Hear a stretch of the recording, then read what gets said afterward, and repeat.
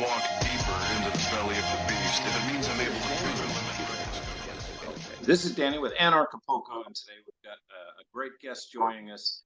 He'll be talking about privacy and one of the longer running projects that's actually been around about as long as, or possibly longer than, Zcash from back in the 2016 area. I believe I started hearing about this project even before my guest was part of it. I think in 2015, I believe, we actually did a little bit of promotion for Zcoin at the time, and the project that I'm talking about is Firo. I like to call it Firo. I think you pronounce it Firo, but this is Reuben Yap with Firo.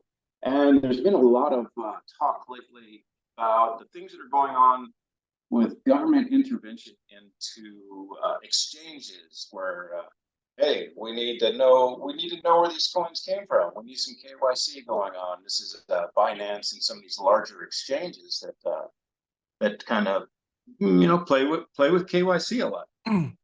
And since Firo is on Binance and Zcash and a few others, they're having issues. So they're having to adjust to this. And we'll let Reuben talk about it. Reuben Yap is the lead developer of Firo.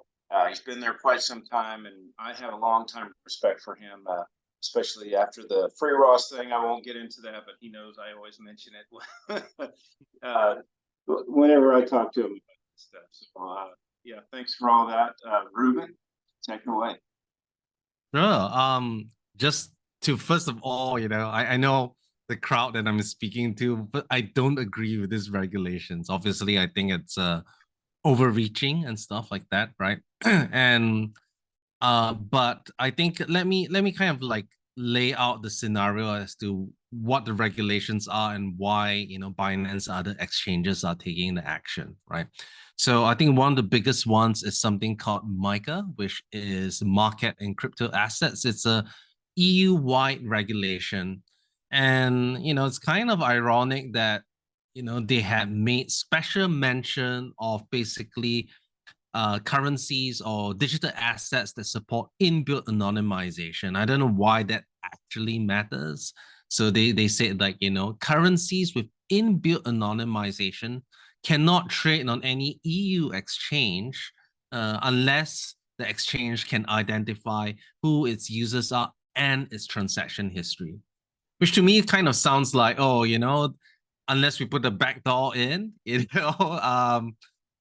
can't list you, right? Obviously, they are, I used to be a lawyer for 10 years, but they are, of course, differing ways to interpret that regulation. And it's actually kind of a sign of a bad regulation that there are multiple ways to interpret it, right? A good regulation is one that you read it and you know exactly what to do. Here it's like, subject to interpretation on how different countries or how different regulators see it, right? And the other kind of like looming regulations also coming from the US, especially with like FinCEN, they're starting to impose rules on how you deal with coins that are mixed. What is that degree of separation? And we've seen the action with several Bitcoin type of companies like Swan, which now tell you that they cannot accept coins that directly come from coin joins, which is one of those like coin mixer type of things, right? So yeah, that's kind of the backdrop. And to be clear, a lot of exchanges don't actually want to comply. I mean, if you think about it, if they comply and it means that they have to delist privacy coins, they are going to be losing revenue. They also kind of lose kind of mind share, right? The ethos of, being this like the OG or like, the whole like cypherpunk type of movement, right?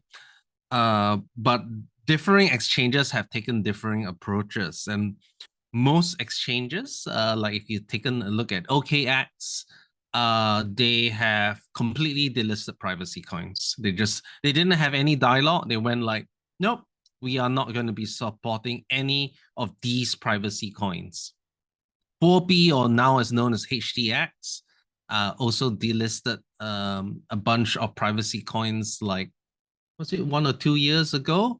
And then, and this was even worse because it came from a Korean regulator that just basically said, like, look, we're not comfortable with privacy coins, delist you guys. And what was really weird was they delisted us. They put out a big announcement that they were delisting us. And I said, like, doesn't this only apply to Huobi Korea? And they said, no, because they have a lot of employees in Korea.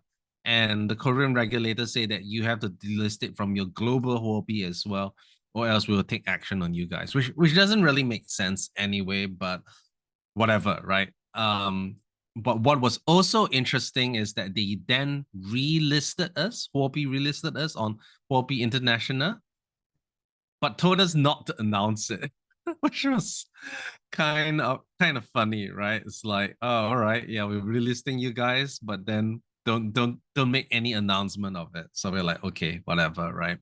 But with this recent kind of development, which also comes in light with Binance settlement with the DOJ, the Department of Justice, right?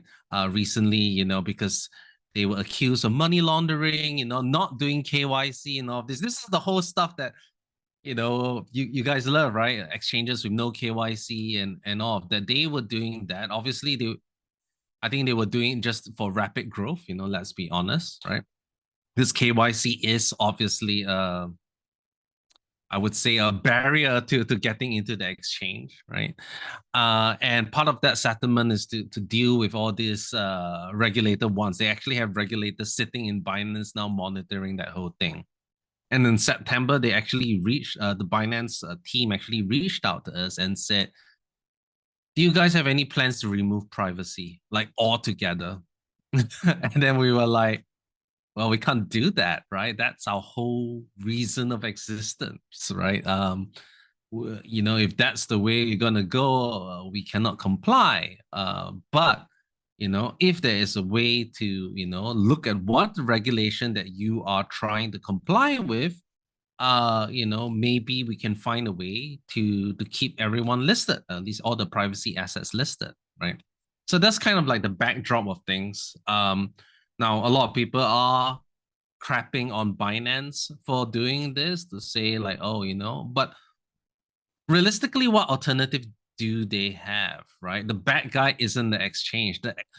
And realistically, the exchange is probably would be financially better off if they just delisted all of us because they don't have to deal with the compliance. They don't deal with all this. Hey, they just delist us, lose a little bit on trading fees, and so what, right? You know? But they decided to say like, look, let's try to find a way that we can comply but keep you guys listed. And that's kind of like the backdrop of the scenario. Maybe before I go on this long monologue, do you have any questions?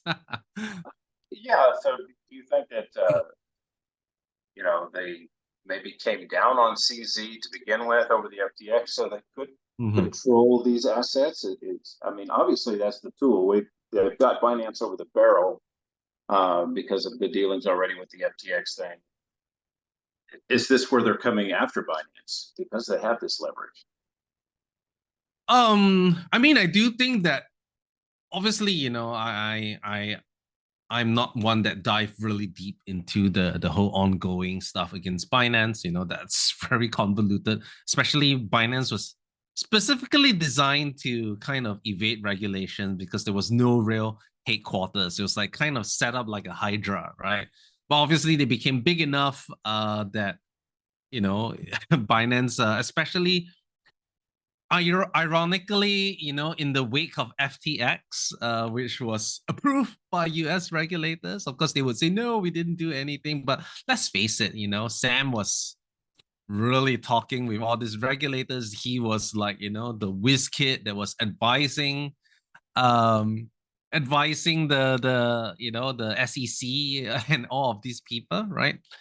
And he was the one that kind of like FTX collapsed because Binance was kind of pissed off because FTX was then trying to say, oh, yeah, you know, regulators, you should go after Binance, right? And that's kind of what set up the whole thing when CZ said, like, I'm withdrawing, you know, Binance is withdrawing all its investments from FTX.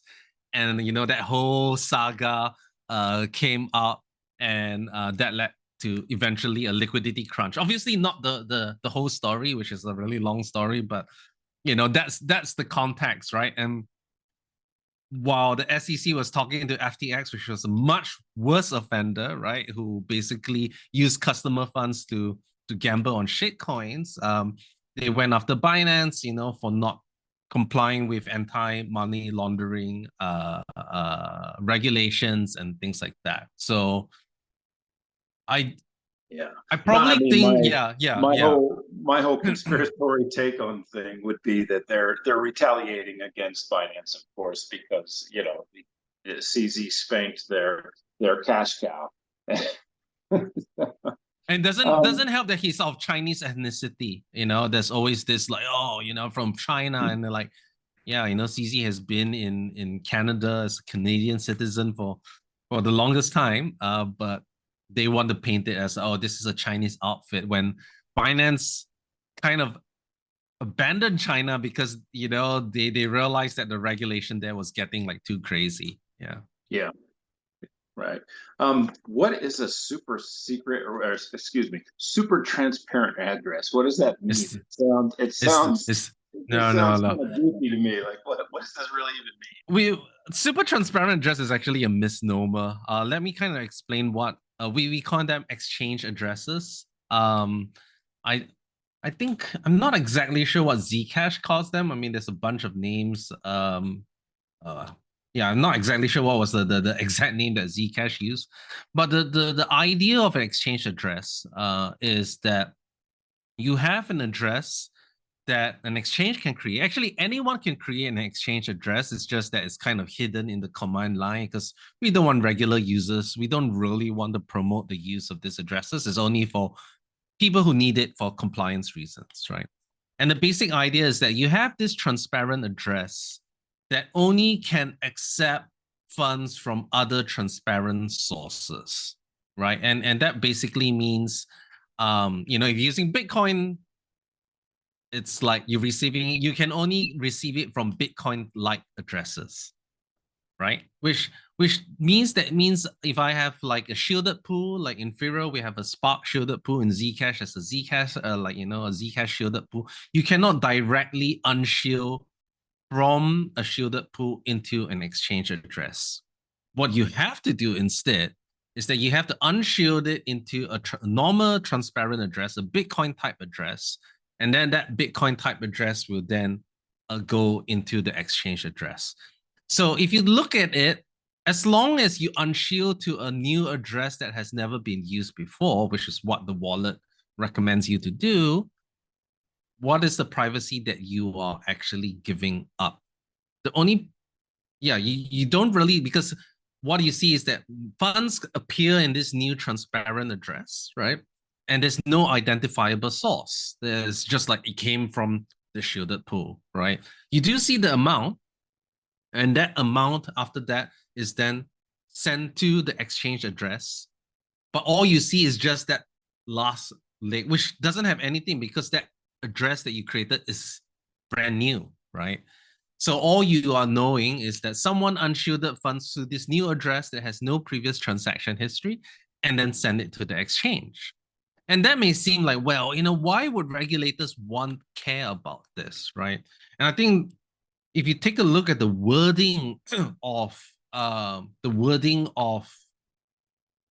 regulations, it says that you have to be able to identify both the user and the transaction history. And remember, regulators are sometimes they're just looking at the words and whether does this thing comply, rather than does it actually make sense. Like regulators like to do that, right? Or rather, people in compliance like to do that. With a shielded address, if I unshield, like from the Spark pool or from a Zcash pool directly into an exchange address, the exchange cannot say like, what is the transaction history of this address that deposited into me? They can't see that because it just came from this global, anonymity pool, right? But if it came from a transparent address, notwithstanding that it's a brand new transparent address, they can say, well, you can look up technically the history of that address that deposited it. right? And that is transaction history, even though that transaction history is of one, right?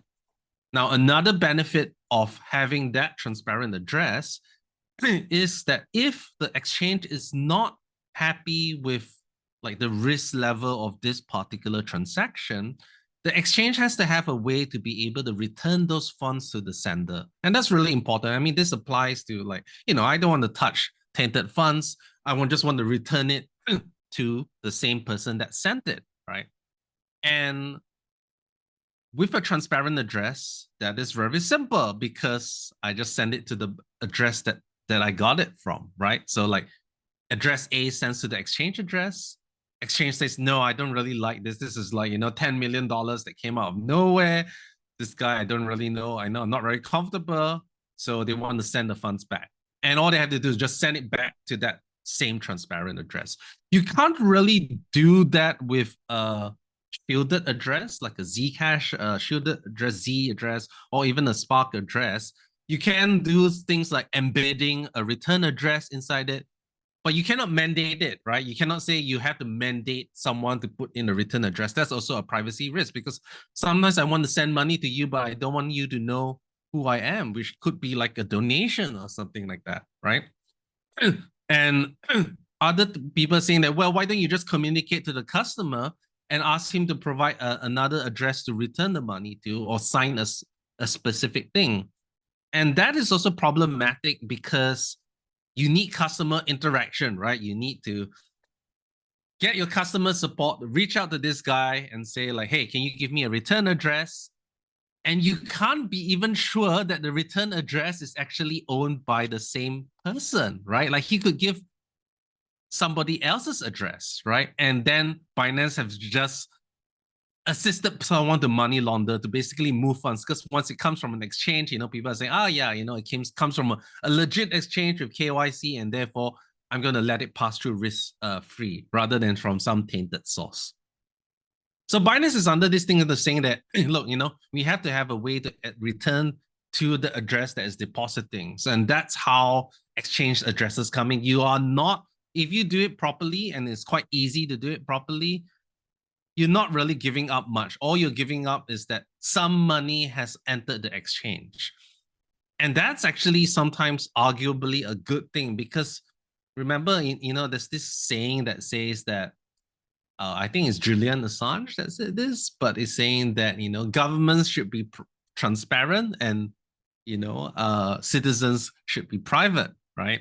And that kind of makes sense. And in the sense of an exchange, which is holding funds on behalf of customers, they should be transparent, right? A lot of there's this ongoing debate like, we don't know how much Binance actually has in Monero, right? Because they don't disclose that and all of that, right? With Firo, we know because they use the transparent addresses, we can see them moving it to the hot wallet, moving it to the cold wallet. And to me, that's a good thing because I can see what the exchange is doing with the funds. Are they siphoning it off? Is it transferred to something else? And having transparency with an exchange that already has your KYC details, if you're going to deal with a centralized exchange, that's not too bad, right? So yeah, I'll stop. Pause here. By using these T to T addresses, what are transparent to transparent, are you not exposing users' metadata?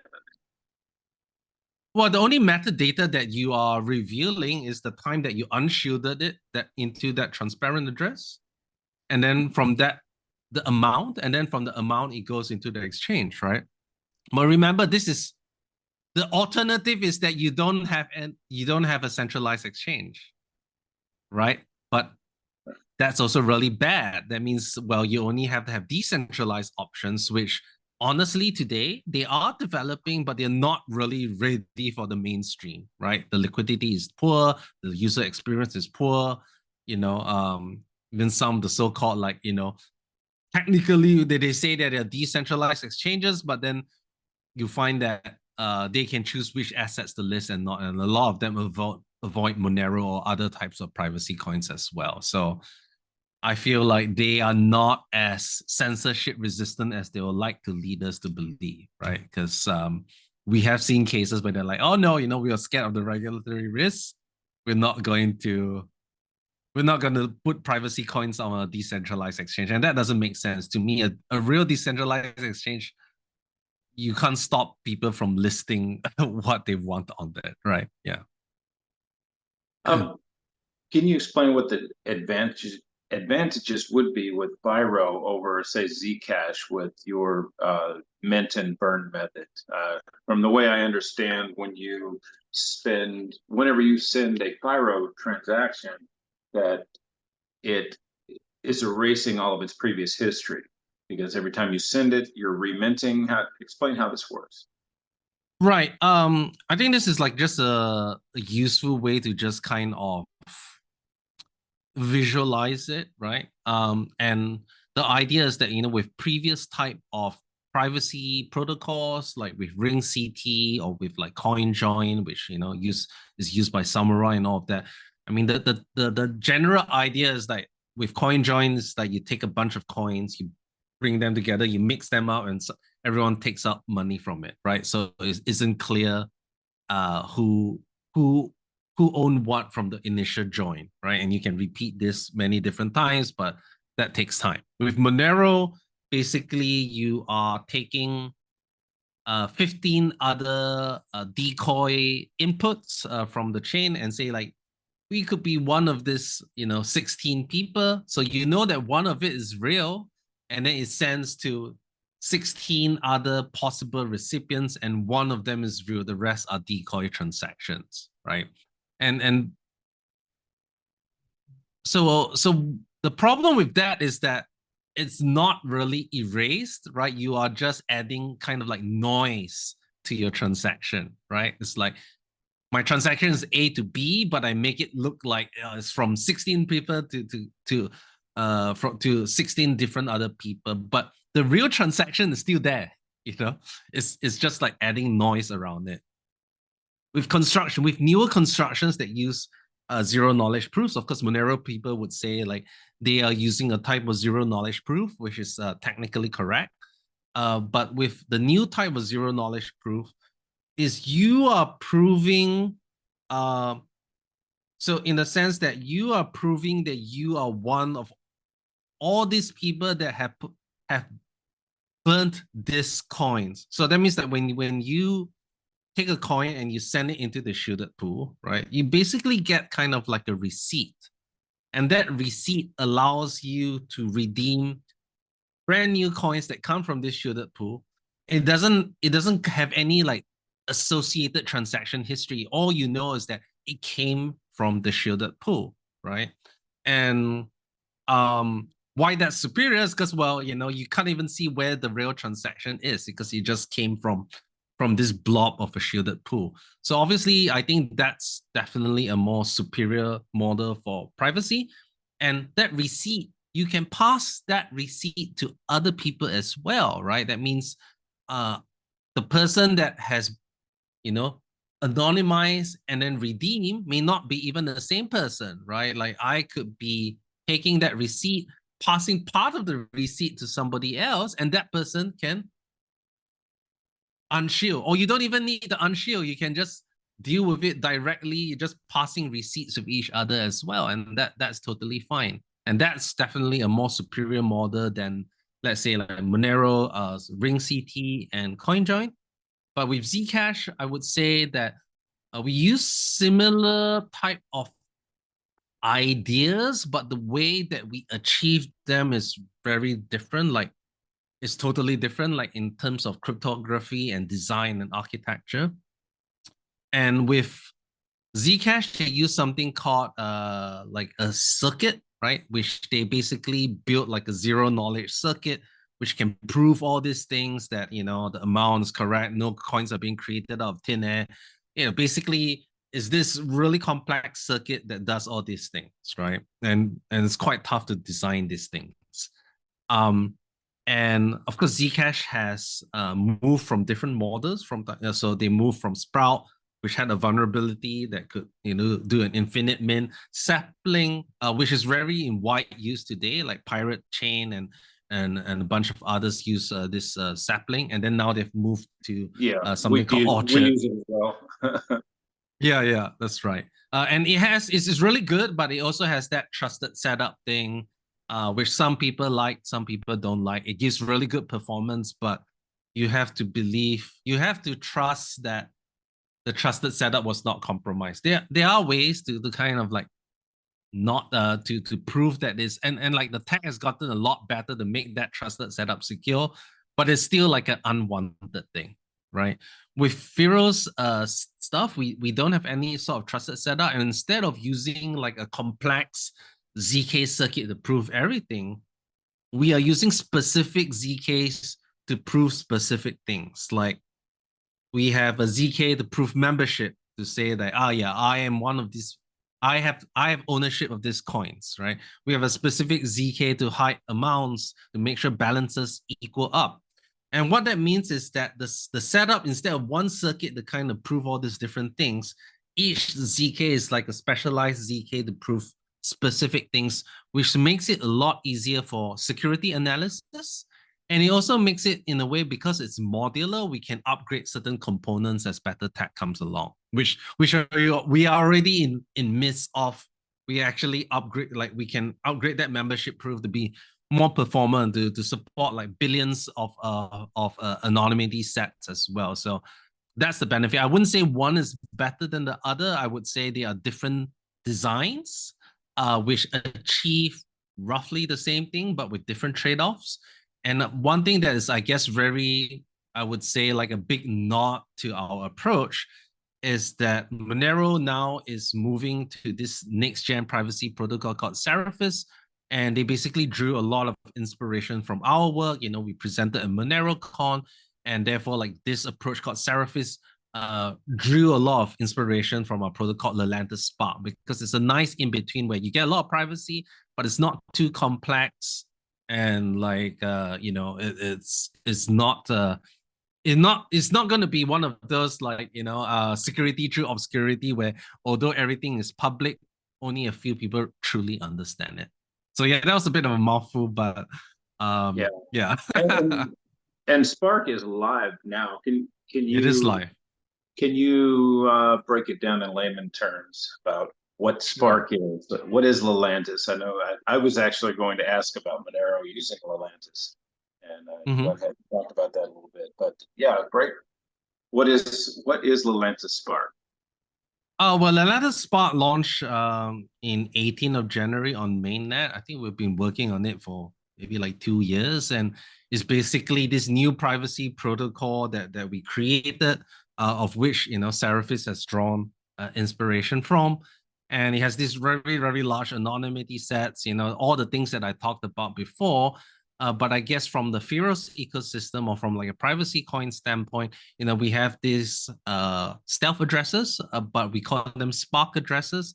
And like a Monero address and whatnot, you can share it out publicly, and anyone can send to it without revealing. Like you can't search this address on the blockchain. You put it in the blockchain, like, no, I there's nothing. It protects the recipient. So I can share this as freely like an email address, but people cannot see when I receive mail or when I send out mail from it.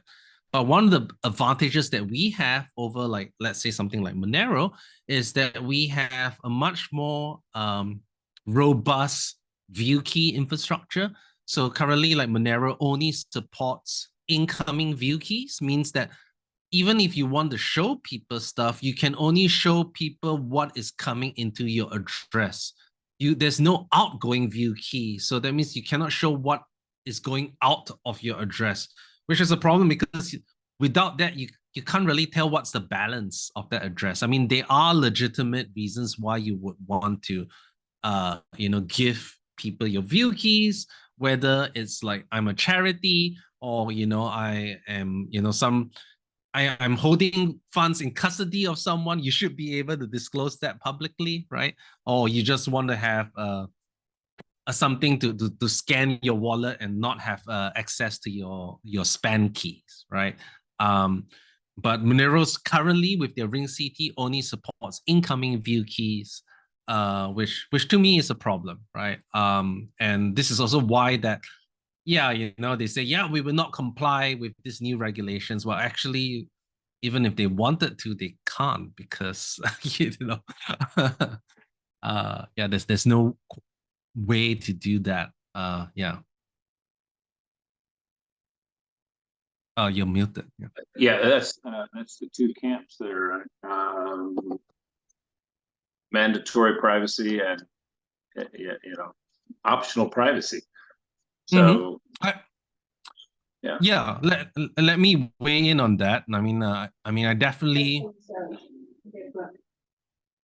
I would say there are, I would say three different things, right? They have optional privacy, privacy by default, and then you have mandatory privacy, right? I think it's kind of like a spectrum. Privacy by default is not the same as mandatory privacy, right?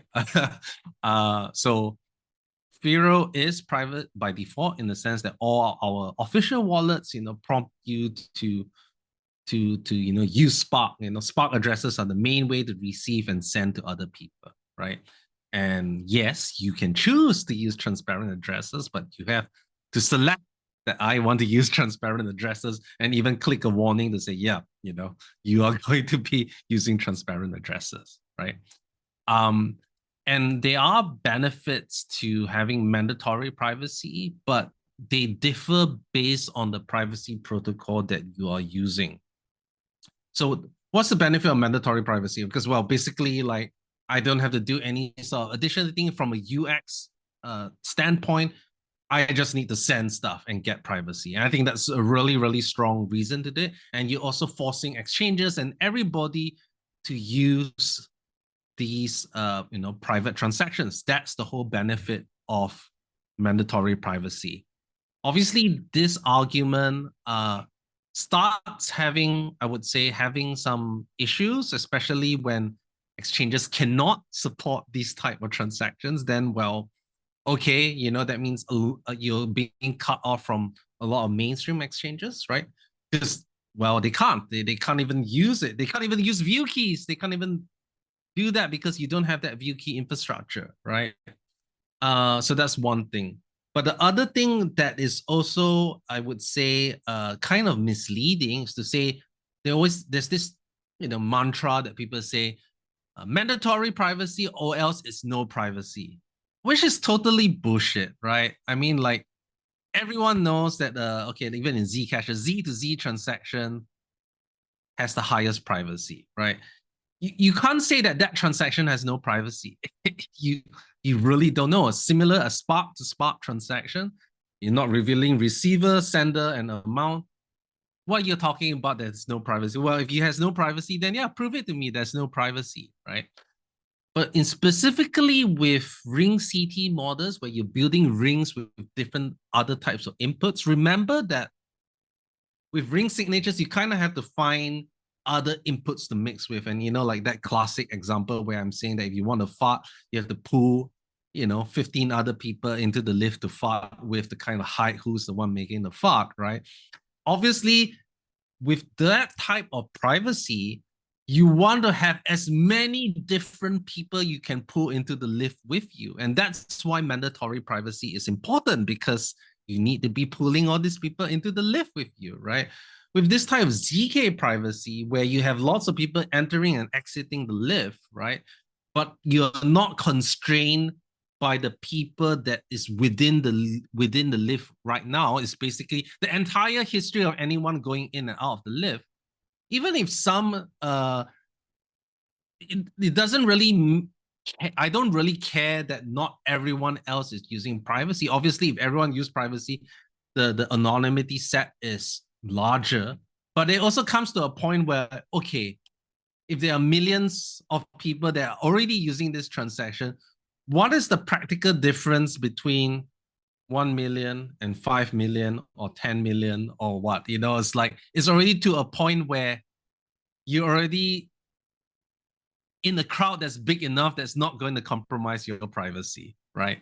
And that's my argument to say, like, I'm not against mandatory privacy. I do think I respect, and I think that this is the path that Pirate Chain and Monero and all they should be pursuing that. That's fine, right? But I think it's also wrong to say that this is the only way to go forward. I mean, this is the whole point of different projects, right? We take different approaches, and we believe, at least for us, not that we are pro-government, pro-regulation, all of that. But one of the really dangerous things is that if you go down through a privacy maximalist standpoint, first of all, the people who actually care about that is a small subsegment of people, right? And what we want is to be privacy to be normalized, where regular people feel that, yeah, I expect this privacy. And in a way that has kind of happened with a lot of instant messengers. Like no one used to care about end-to-end encryption for chats. Now everyone's like, I want end-to-end encryption for my chats. I don't want people to be looking into what I write, even if it's the government, even if it's the company. I don't want people to be looking into this. And this is, I would say, a relatively recent phenomenon that only happened in the past 5 years, right?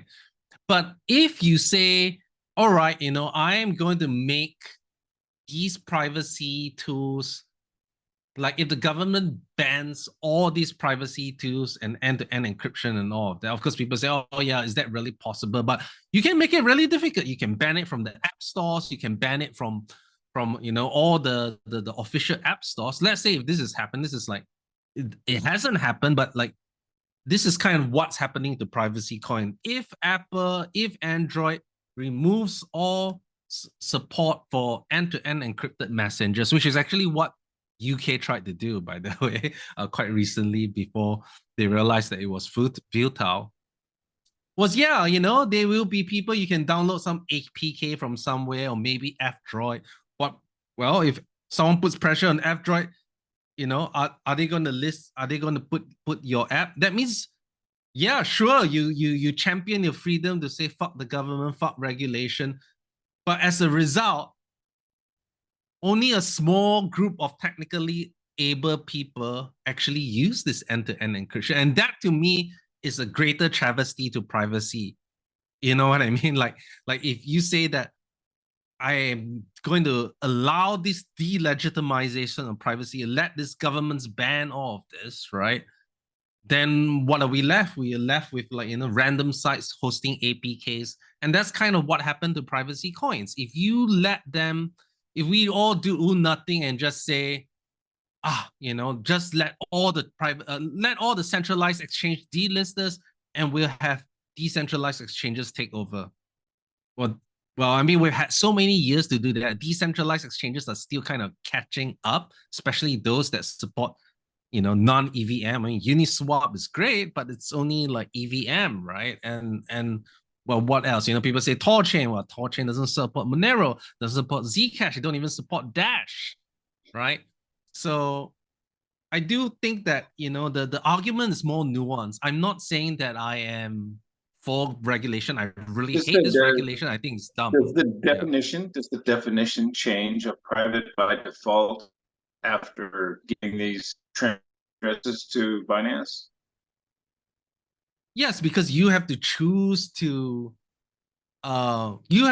you want to interact with Binance, right? And you specifically have to choose that I want. And the thing is that, well, it's private by default with an asterisk.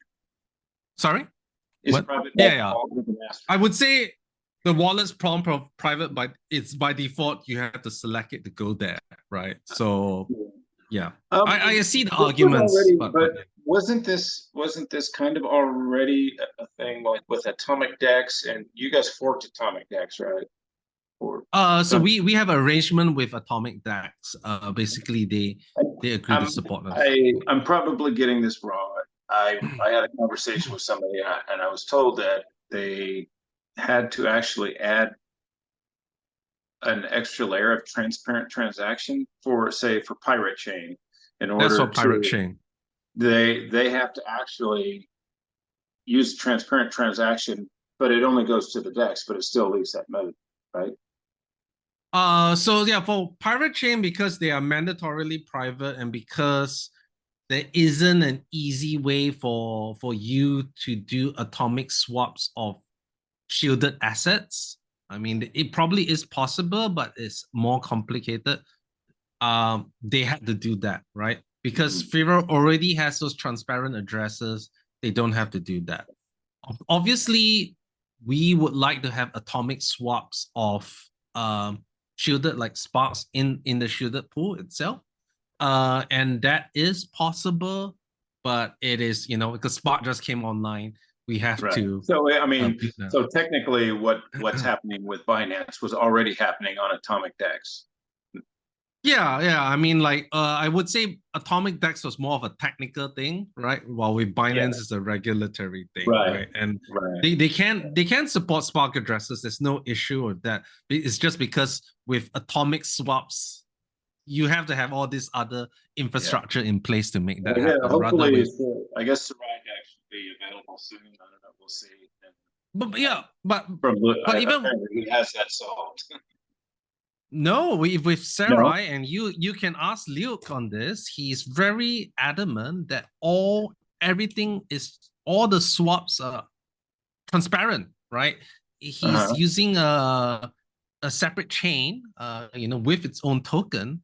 And by the way, I love what Luke is doing, right? And he's just saying, like, look, to do private swaps, like really, really private swaps, it's not easy, especially if you want an AMM model, right? Because you have to see people putting in liquidity on that. And he's very clear about it. He's never said that Sarai is private. He says like everything on Sarai, like the swaps and everything, it's all transparent, right? You will have support for like Monero and all these type of things, but while it's within the Sarai ecosystem, it's transparent. And I think that's actually at this stage of development, you may actually want that. Because, we've seen so much smart contract hacks and all these type of things. Like when people are putting liquidity into a pool, do you really want to not know when the pool is being drained?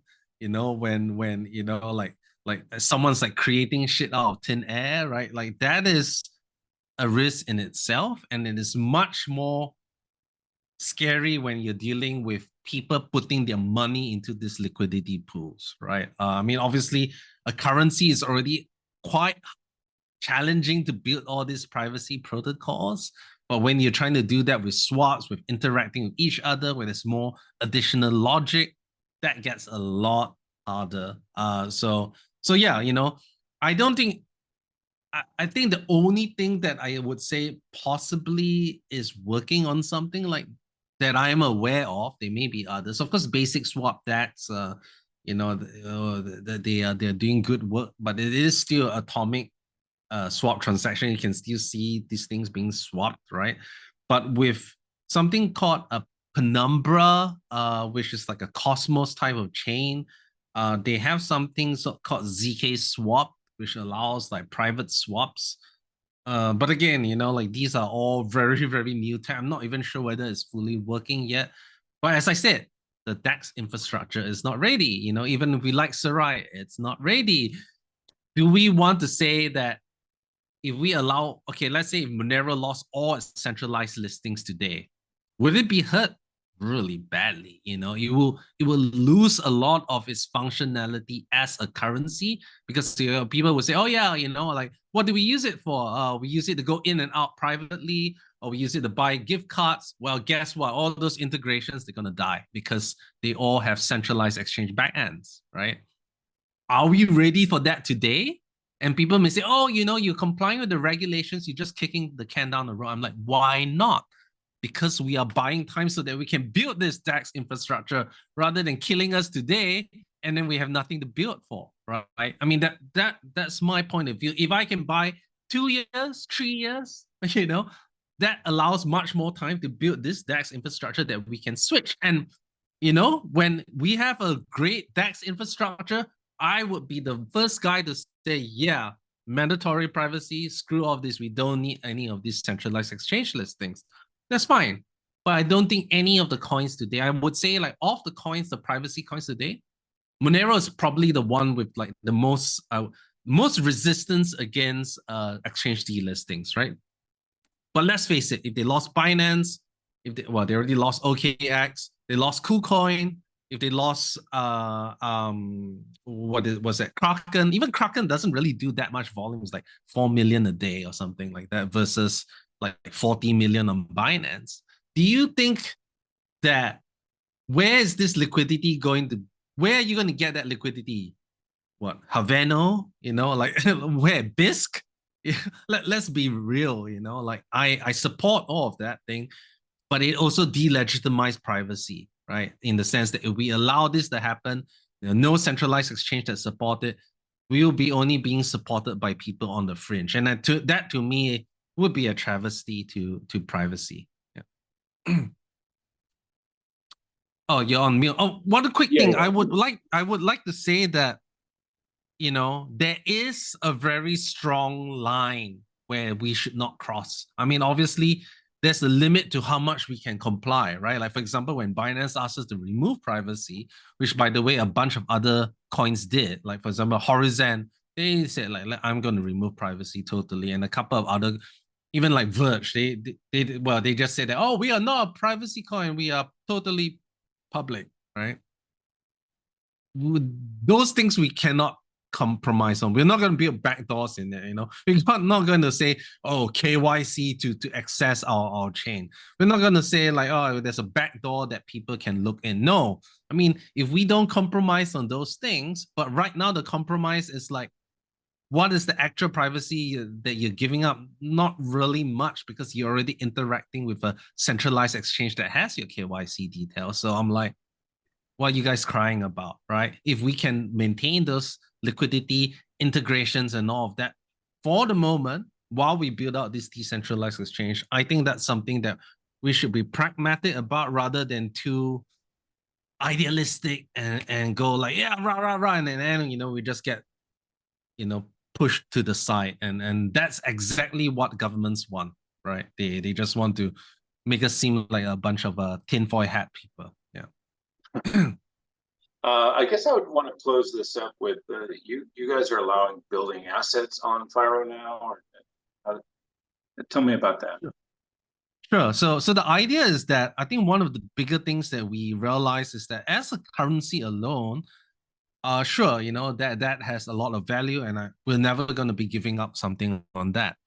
But at the same time, we also realize, especially with all these things that are happening, is that the bigger that our community is, the harder it is to stop. I mean, that's kind of what happened with Bitcoin, right? Like if Bitcoin started and they asked regulators, can we build this? Obviously, it would have never happened, right? But once you start having lots of different stuff building on you, then it becomes like, well, if I'm banning this, I'm going to be affecting a lot more people, right?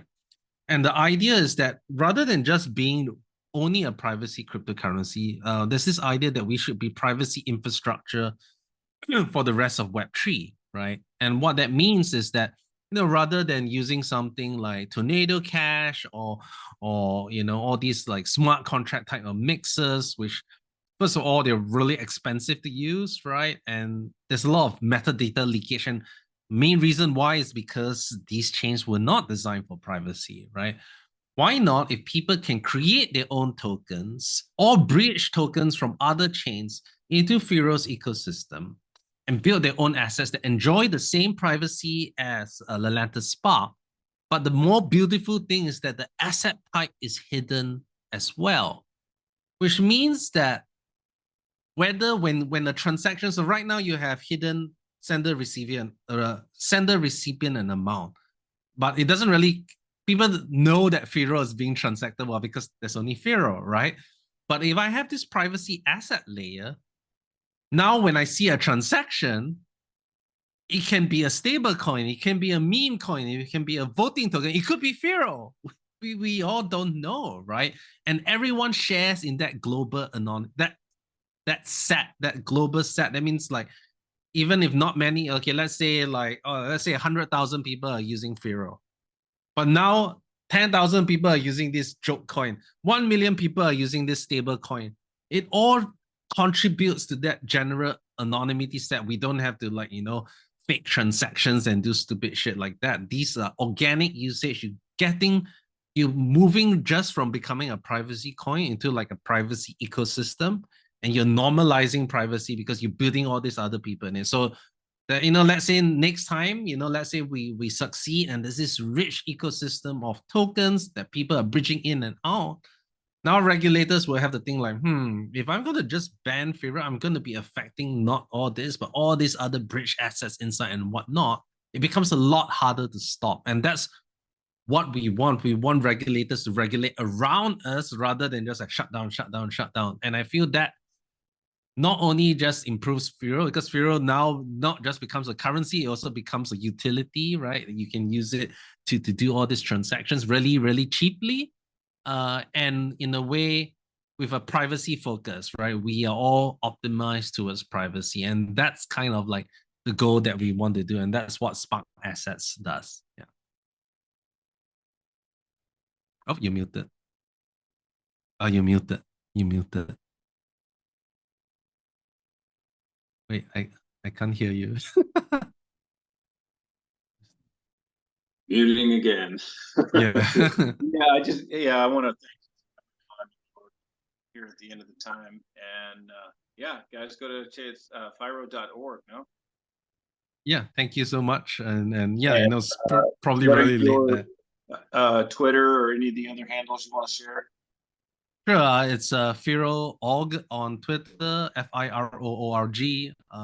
We are really active on Telegram, which is also bridged to Discord. Just go to Firo.org and go to our community social section, and you see all of those links. Yeah, I'm happy to have, I would say like productive conversations, and I do think that different privacy projects taking different routes.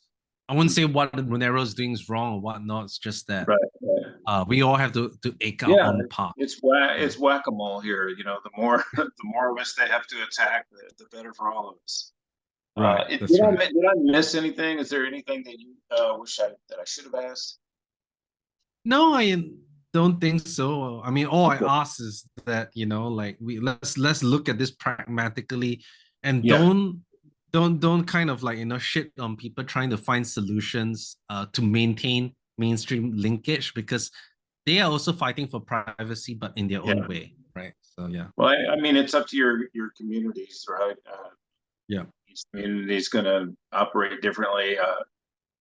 The Monero community wants to stick to their guns. You guys want to do it your way. Hush. Yeah, that's fine. Yeah. Everything else, we're all the way we are, and that's all good. So hopefully next year we can see you live at Anarchapulco. So, yeah, hopefully. Peace. Thank you.